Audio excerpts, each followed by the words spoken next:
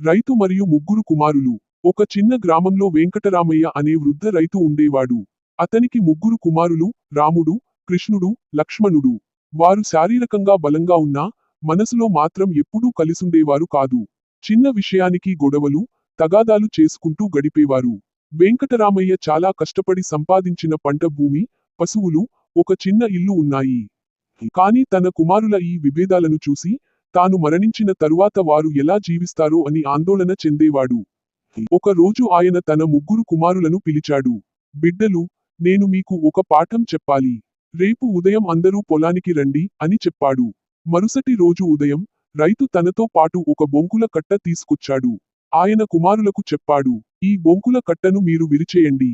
మొదట పెద్ద కుమారుడు రాముడు ప్రయత్నించాడు. బొంకుల కట్టను ఎలాగైనా విరిచేందుకు తన శక్తిని వాడాడు. కాని అది కదల్లేదు.